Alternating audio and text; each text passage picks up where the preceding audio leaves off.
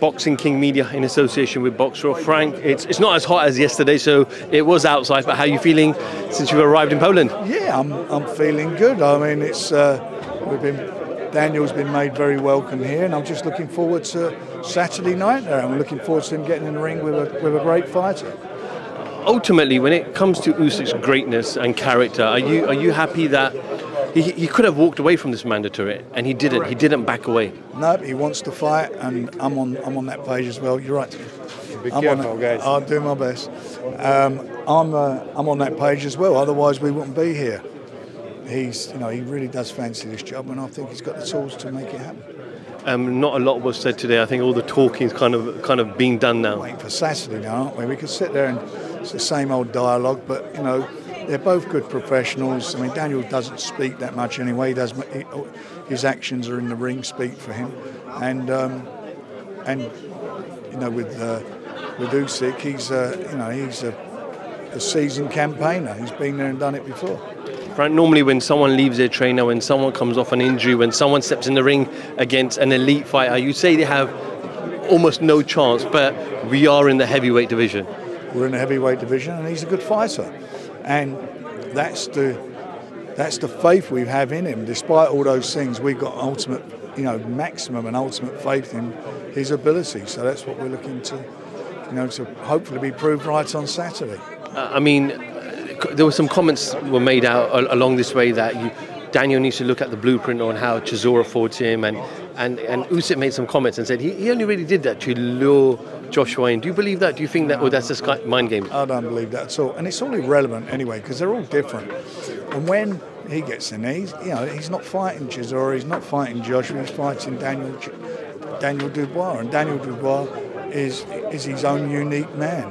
He can box, he's got a very good jab, and he's got power in both hands, and he's got speed.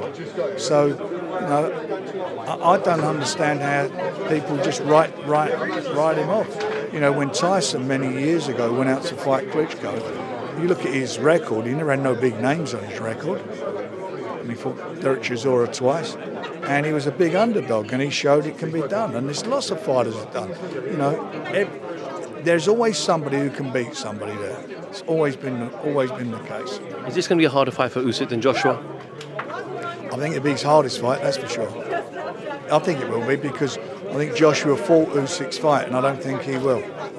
Are you planning life over the next couple of months after Fury and Ngannou as Dubois, the unified champion, and not Usyk?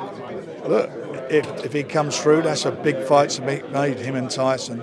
And whatever happens, that fight will be made. There will be a unification. There's no doubt about that. Frank, there's a lot of whispers. I spoke to Amir Abdullah yesterday about this. Everyone thought this Saudi tournament was going to take place in December. It's not happening. We know that for a fact. I knew that for a fact a long time ago, and we told you that in interviews. I asked him about what was the latest on Joshua Wilder, and he said, look, there are talks ongoing. Eddie Hearn's tone of language and vernacular has slightly changed over the last week or so, where he's saying it's on Saudi now. Do you feel like that fight won't happen next? I don't know. I've got to be honest, I don't know. I don't care. It's two losers fighting each other anyway. It's not the winners. And the bottom line of it is his tone changes every time he does an interview. Nothing unusual in that. We've said what we felt from day one and how it's been from day one, and that's how it's turned out. Frank, are you, I know you're a Hall of Fame promoter, but are you a small hall promoter as well? Yeah, they only let small hall promoters into the Hall of Fame. You should know that. You should know that. I mean, another small bloody hall. We're in another place. We're in Saturday, aren't we? Another little joint that we're going to be in. I just wonder how many times Birmingham Arena would fit into this place. Frank, I know from the offset, fans want to see great fights, but we're seeing so much back and forth with promoters. Frank Smith called you a delusional old man. Did you find that offensive? How can I be offended by someone who's... I mean, I wouldn't actually let him clean my shoes, to be quite honest. He might clean his boss's shoes and make the tea for him, but I wouldn't.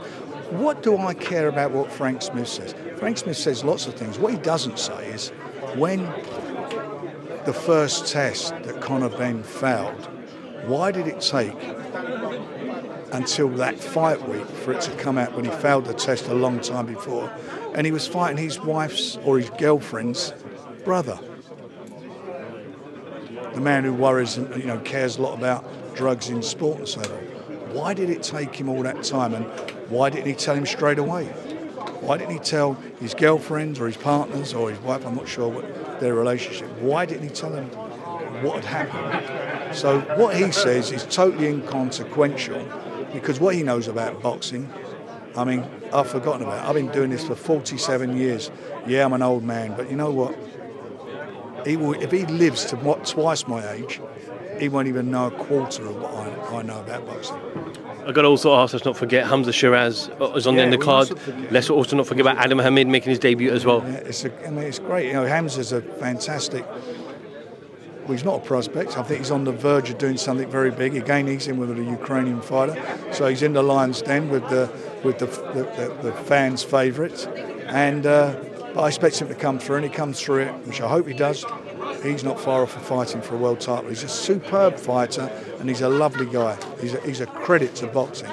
Just finally, Frank, I'm sure you saw the press conference this week with KSI, and well, was it a John Fury press conference? I'm not sure, but what did you kind of make of all of that? I didn't watch it. I've heard about it. It's not my concern.